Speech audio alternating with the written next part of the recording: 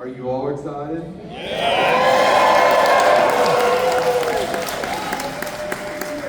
10 years, right? This really bothers me. You have no idea how bad this bothers me. But I'm also getting old. Now what you're going to do is this. You got it? Can you hear me? Yes. I can't hear anything because the cord is wrapped around my leg for some odd reason. You're going to stand if you can. You're going to scream. And you are going to just make them feel so welcome in Kentucky. We have Bradley Gregg, Brooke Buckley, Ira Hayden, Keith Minogue, Jennifer Rubin, and Heather Langenkamp.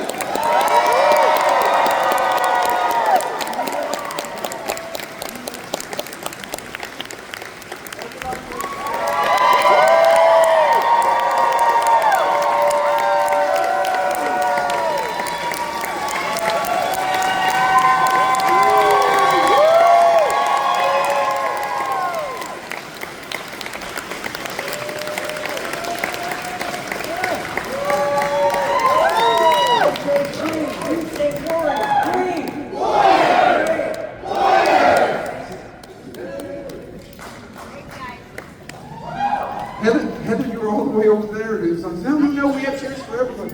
Oh gosh, no, nobody came here to see me. That's how you keep this job, is remembering that. And now I will shut the hell up. That's right. And we will start. Do you want me to ask my question I've been asking, or do you want to start over here? Do it? You guys have been asked every damn question about Nightmare on Elm Street that could ever possibly be asked. Here's my simple question. Favorite ice cream or dessert? You get to pick. Let's go around starting. Frozen banana. Frozen. Air One coconut cake.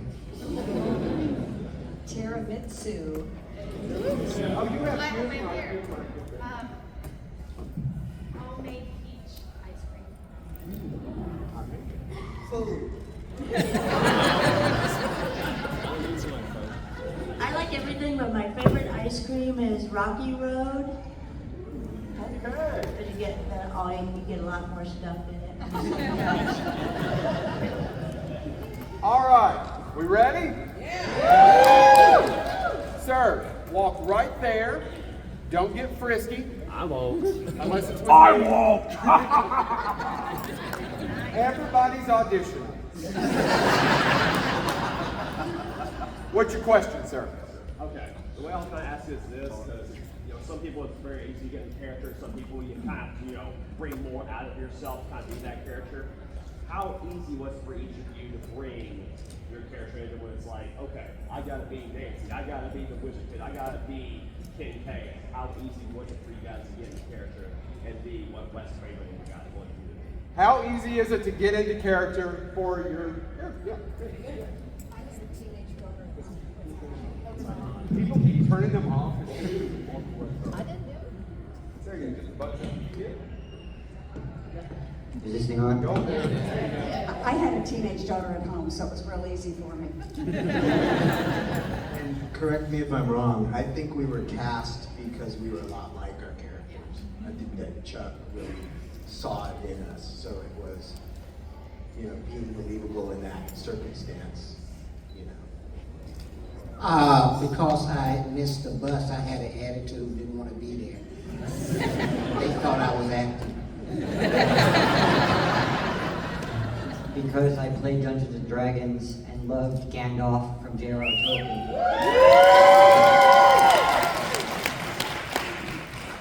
And my dad's a pharmacist, and so I hate drugs.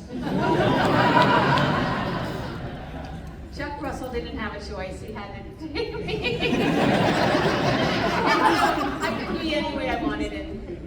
Yeah, I tried to pretend what it would be like to be a grown-up, actually. I didn't feel as mature as Nancy was written, and so, yeah, I had to kind of pretend to be a little bit more serious. Oh, I had to pretend to be a little more serious and like responsible than I really am. I think we all know that Heather is a very caring, loving woman, and she saves all of us at some point in our life. She brought that on the set.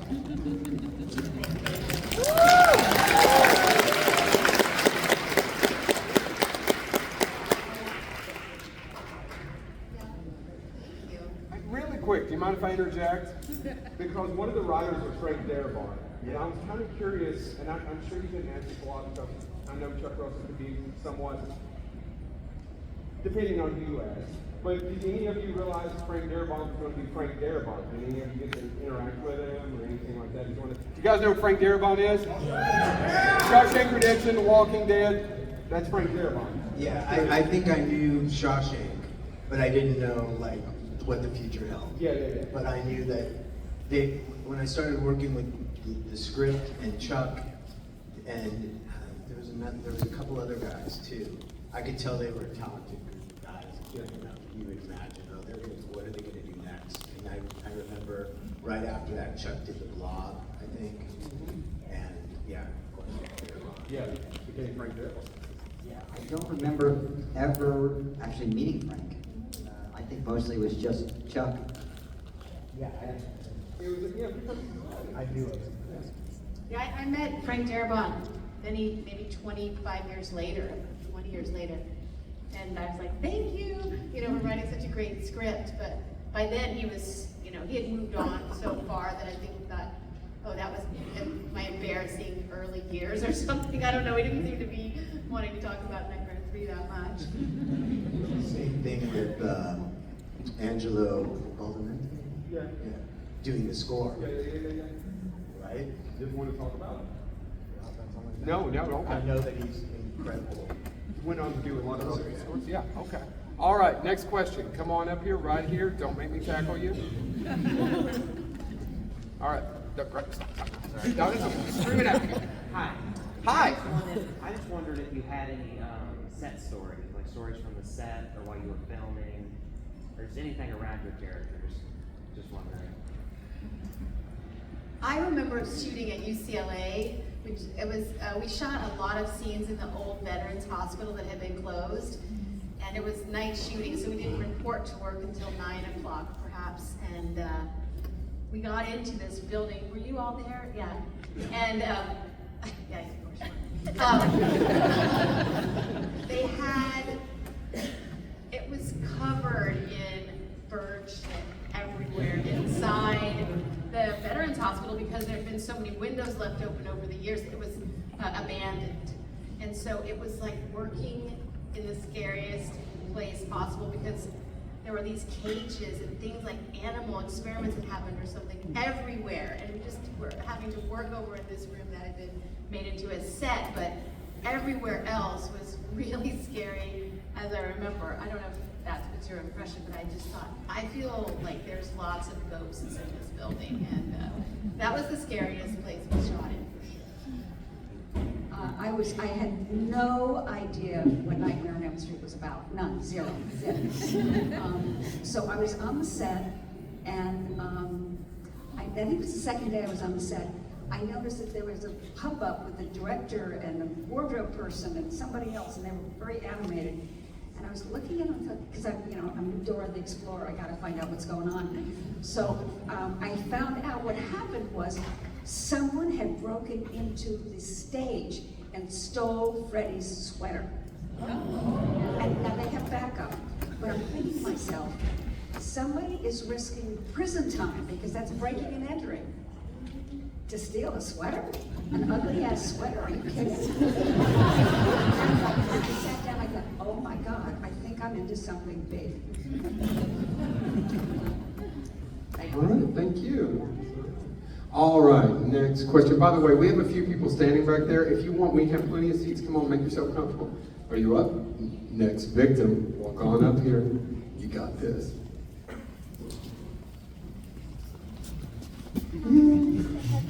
Can you, Heather, do you mind? Of course, I noticed I wore all my bracelets. Me and Taylor Swift were so similar. Someone was telling me last night that this comes from Swifties, and I had no idea. Thank you. All right. Do you have a question? Beautiful. No. Why the hell did I get into this? Or the rest of the cast? She said no, she didn't have a question. She was wondering if you- Because that's Freddy, by the way. Oh. So I want to ask how young she is and why she's been watching those movies, Mom. Oh, yeah. That's what I tell my 8-year-old. All right, come on up here, sir. Next victim.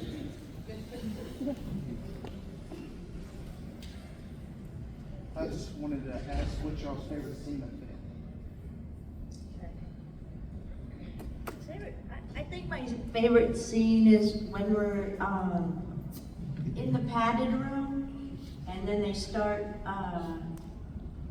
Freddy starts slicing the walls, and then all the feathers come loose, and we're supposed to scream a lot, and then just the practicality of screaming, and then as you kind of realize as you take a breath, you go, you're gonna get a feather in your throat, and then you have to kind of, in the moment, have to think, oh, how am I going to act like this? And you have to kind of close your teeth. Rawr! You know, and but that was the fun times of having things, like all the artists in the room doing the project together. That was a lot of fun. We almost died. Anybody else? Well, I think it was decapitation. it was all in one shot. So Robert and I choreographed it over and over, and I'm really clumsy. I fall all the time. So they had to put stuff at the bottom of my shoes because the razor hand were real razors. So that when he comes in the room, he can smash up the pillows and all the feathers fly, because we did it in one shot. But he was so careful with me to step here, step there, because but that was, I think that's my favorite shot. My favorite was when I had to bust through the wall. Yeah, and you know, because I said, shit, I haven't had to bust through this wall, and then to bust through that wall, I see two beautiful ladies on the other side. I could do that, so I did it. And you know, a lot of times, Chuck allowed us to do a little ad-lib there. So I think that was one of my favorite scenes, that I'm finna get in some trouble, so don't beat me up, I have to do this, motherfucker.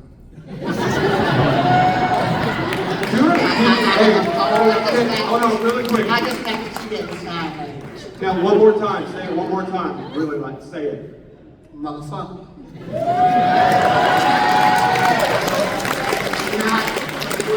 Not motherfucker. It's motherfucker. You said you wanted to film that? I totally, we can get, you want to do it now, or you want to wait till we get in the back? Take two. Can you say one more time with me? Hold on, one more time. What, it's not like it's a fan, it's him. Ready? Say it. Motherfucker. Kat and I have been doing this a long time. That is not the worst thing she has signed. Speaking of ad-libs, my favorite scene was watching Jennifer get killed. Because we all gathered around to watch Freddy kill you, as I remember it, my memory. I always augment things in my memory. And then Robert did do a lot of different ad-libs, didn't he? When he was, killing you, he did 3 or 4 takes, and you guys had a whole range of dialogue that you guys did, kind of made up at the last minute. Yeah, I didn't know they were gonna do half the things they were gonna do. Right. And I never did. And yeah. And I just went with it. It was fun. But yeah, as you said, I'm beautiful and bad, and then you did other takes that were also so good, and I think that was my favorite day, watching a scene. Oh, thank you. Are we doing our own favorite scenes? Yeah, our own favorite. I Oh, mean, you can be in it or You could be in it or not. enjoyed it. Okay, I like this game. Part. It had to have been when I first was doing the Dungeons & Dragons with Jennifer and trying to teach her how to play the game at Rodney and getting them really to believe it and be a In the part of it. hospital, yeah. In the hospital. And then Lawrence Fishburne picks me up. Now, a little thing between takes, I was walking around. And if you actually watch it on the big screen, you'll see my socks are super dirty. And they shouldn't be. Little trivia. See? Little trivia. But it was a lot of fun doing that scene because I felt like I got to, start as a dungeon master and really fully throw my powers out. Okay, you're being attacked by Bob Demon. Go ahead. Yeah, that was fun. I didn't last long, so every scene I was in. All right, I think this line right here will cap it right there, but thank you so much for your question. Oh, we got a super fan coming on. Super. Yes. For Brad and Heather. Brad and Heather. You were killed before they introduced the Dream Power ability. It just completely didn't give you one, apparently. So, what would you say would be your abilities? Well, you're right.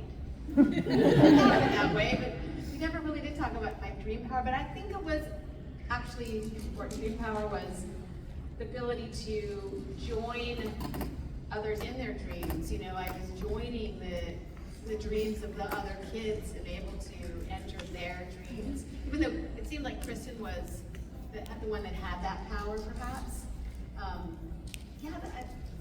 It's interesting. But that's what I thought my power was, to be able to kind of visit these kids in their dreams. I've been asked that question before, and I don't know. I leave it up to. I think it would definitely be something creative, but I don't know. I leave it up to the viewers to give me that idea. I don't know. What if you had a superpower? What would the superpower be? I don't know. No. I could ask the same question 10 minutes before Isn't you that got what here. his question Can I was? ask- Yeah, basically, but I mean, will just change my answer just a little bit too, because now that I'm thinking about Nancy, I haven't thought about her in a while.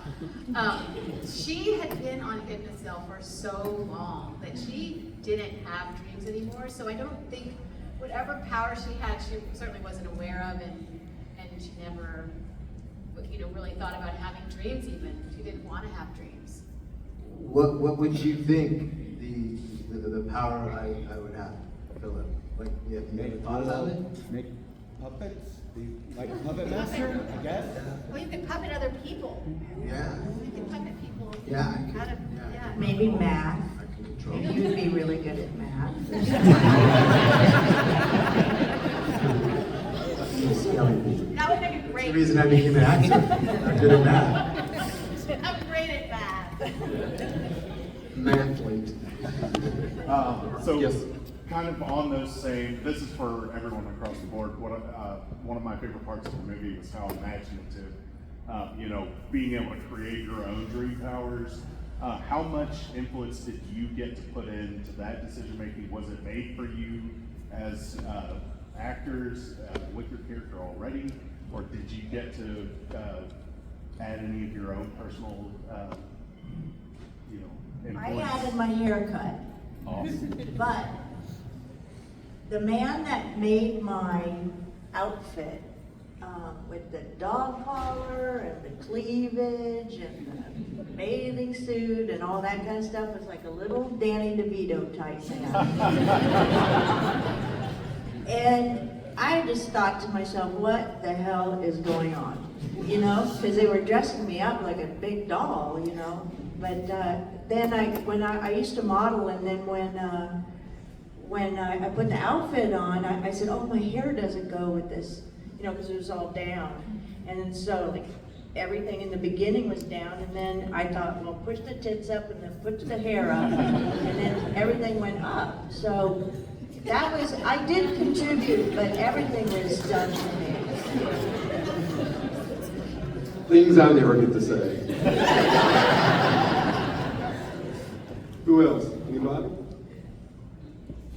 Ken you got something. Anybody else get My input? dream power was strength, But Yeah, any the script input? came pretty, We didn't have time to dictate what our dream powers are. Read the shit and go. You want to get paid? All right, thank you so much. Next question. When I continued talking after being beheaded, I add a bunch of my own lines. Oh, Kristen, you're such a pain in the neck. I got such a sore throat. I love puns. Yes. Hi. Two-part question. One for Heather. How did you find out that you were going to be in another Nightmare on Elm Street movie? Did it come as a surprise? Were you excited about it? And then for everyone, I think that if you're a true horror fan, you would say that Dream Warriors is probably the best Nightmare on Elm Street movie, and it has a lot to do with the cast altogether. Did you guys feel that when you were making it, that you were making something that was really special, or did it just feel like you were making another horror movie? It's funny that you just said that, because when Jennifer was just telling that story and I'm looking at all of them, I was going to say how cool they all are. You know, to this day, like all these years later, at least get together when we do these. But yeah, I knew. We all had our, you know, friendships, bonding, whatever, in art. But yeah, it was cool. I found out from Wes Craven, he called on the phone and said that he had come up with a second sequel to Nightmare on Elm Street, and that he was going to include Nancy. But I assumed he would be directing it. When, we gave me the phone call, and then when I realized that he wasn't going to be directing it, I was really worried. I was like, oh no, like who can do, Wes Craven's script, and so for a few days, when I was first meeting Chuck, it's like, they're gonna not be good. I just never gave him any credit. And then slowly I kind of saw that he too had incredible vision and great abilities. But in the back of my mind, I was a little disappointed that I wouldn't get to work with Wes again. But it turned out great. And of course, Chuck did an incredible job. So I was on the set of 4 and very confused. I was like, what am I doing here? And I was standing next to Robert, and I said, okay, so you decapitate. Generally, decapitation means death, right? I mean, they're pretty evil. And he said, yeah. I said, so how come I'm here? And he said, Brooke. And I said, what? He said, shut up.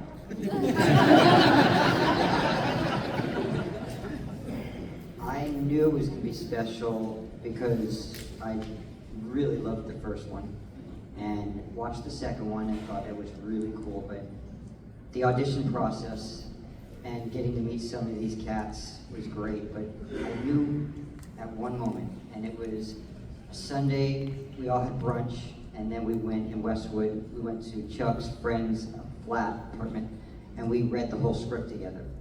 And that was the point where we all got to really interact, and it was cool. And I knew that was special. And I mean, look at them, they are special. They are cool. I wasn't invited. All right, let's see if we can get through the last 4 here. Yes, we'll make sure we get you done. All right, go with your question, sir.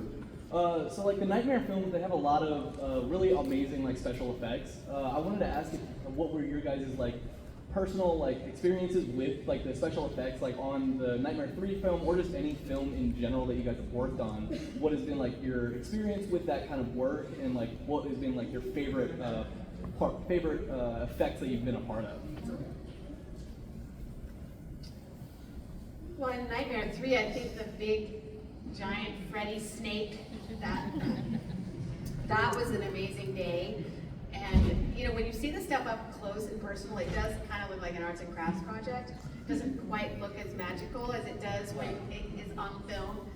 So my first reaction for my entire career in this is like, oh my God, it looks so cheesy. Back in my head, I'm like, I don't know if people are going to buy it. But then when they have the smoke and the lighting and the cameraman has placed himself in his place, or they wet down the pavement, all these tricks, and suddenly it's just this really magical effect. And there's so many in my memory of what I think is the best, but I would say that scene in Nightmare 3, the scene where I actually fall through the chair and disappear, that was one of the first times they used a composite shot where they locked off the camera, and so that took all day to do that.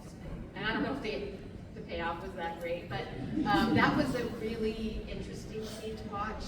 So first I fall onto a mattress on film, and then I fall, I just sit in a chair, and they married the two so that I actually like fall into nothing, and it was really interesting to do that scene. But of course the bathtub is my favorite effect, special effect.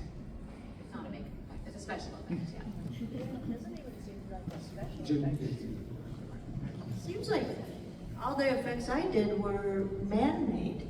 They didn't even seem like special effects. You know what I mean? Well, your appliances Like were him. Oh, yeah. makeup, yeah. Yeah, okay. Yeah, all of them were practical. Yeah, it's like, remember when Freddy's face goes in front of somebody's bed, above their bed? And then like, remember like Penelope's head goes in the TV, but wasn't Robert inside the TV? Yeah, his head came out of the TV. Yeah, so it's like everybody was there. Yeah, it wasn't, that's not like, there were very few visual effects like that were on like CGI back then or anything created in the computer. Yeah, because the hardest scene for me to do was to yell when Bradley jumps off the roof.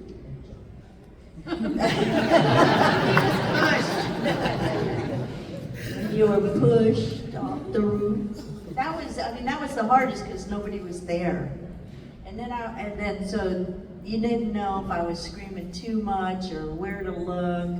You could see me kind of like dodge the shot. I come in and out like, oh God. Hey baby, it's tough to be a scream queen. Yeah.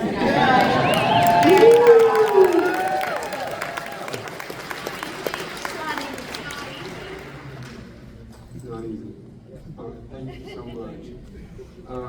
We have somebody, excuse me, who had a little bit, do you want a microphone? Sure. Something to share. So this movie is special, and it saved me. My sister committed suicide, and this movie has contained her for my grief. I didn't have a question at first, but now I do. How was it dealing with the theme of suicide, like in a time when nobody talked about it? How was it dealing with the theme of suicide when no one talked about it? I'm so sorry. Yeah. It's hard to even talk about it, right? But when Wes Craven wrote this script, he always wanted all of his scripts to be rooted in reality. But realities that people are not really paying attention to in our society. So the first nightmare is about divorce and like how hard it is on kids of divorced families. And that seems like it's such a common thing now, but back then it was such a painful reality for so many kids, so many teenagers. And so I think Wes Craven really picks that subject of suicide as like the real anchor for how these kids are being treated. Nobody's looking into the root cause of these painful lives that kids are leading. And so every teenager has this relationship with their Freddy that is the cause of it's causing them. He's doing it to them. It's not them, right? That's what's so magical about the story, that you never are blaming the kids, you're actually wanting them to survive through their Freddy. And so I often ask people, like, what's your Freddy? And everyone has an answer. And every teenager has an answer. Then we need to ask them.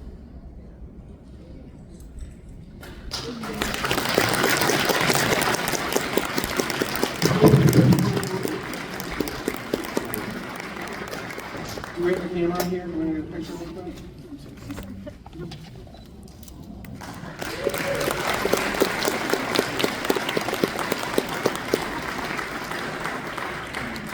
Thank you for sharing your personal story. We love you.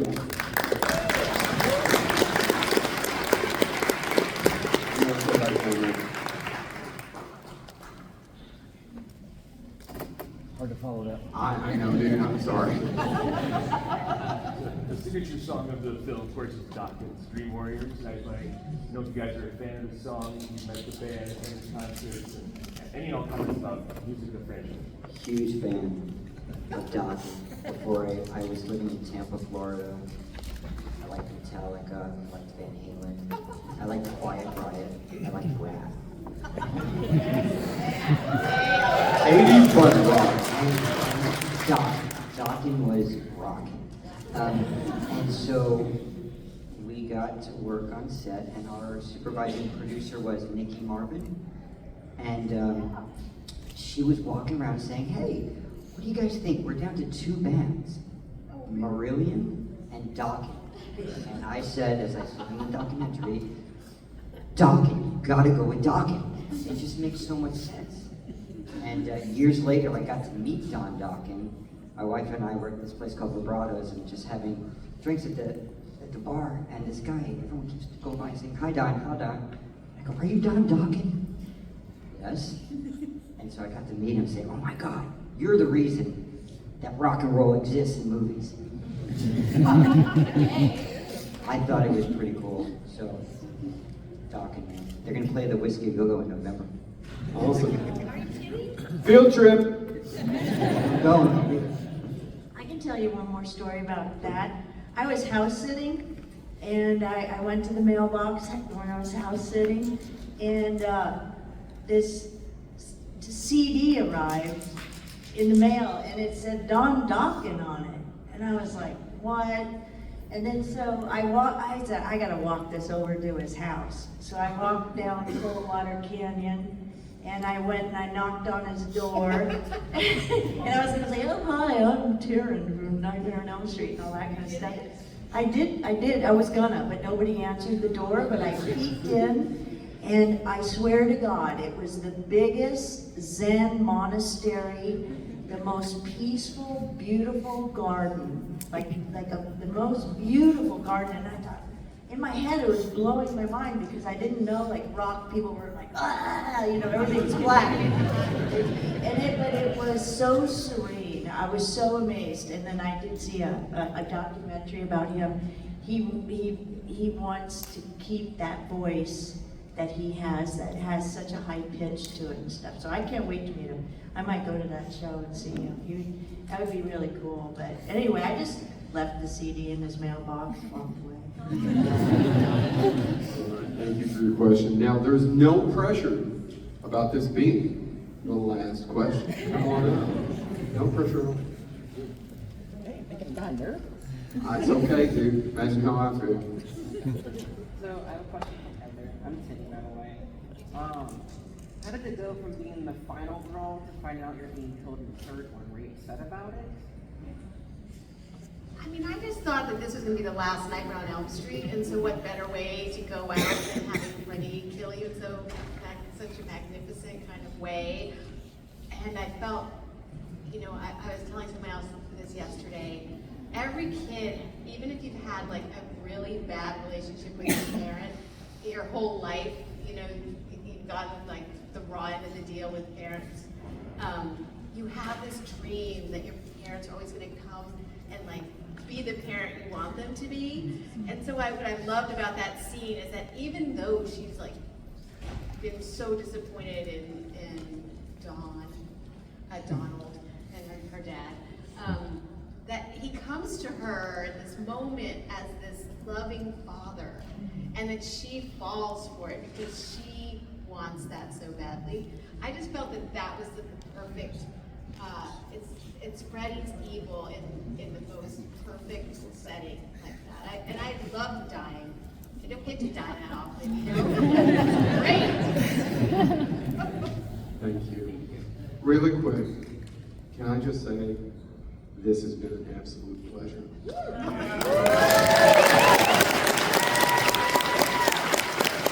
Now, here's what you're going to do. You're going to do all weekend, but before you start clearing out, I would like for most of you to stay. I have a request for you, if you don't mind. But if you don't mind, they have to get back to their tables, stop by and see them all weekend long. I know I had to fight through Heather's line earlier, and everybody was not happy with me. Anyway, stand up and scream for the cast of Nightmare on Elm Street.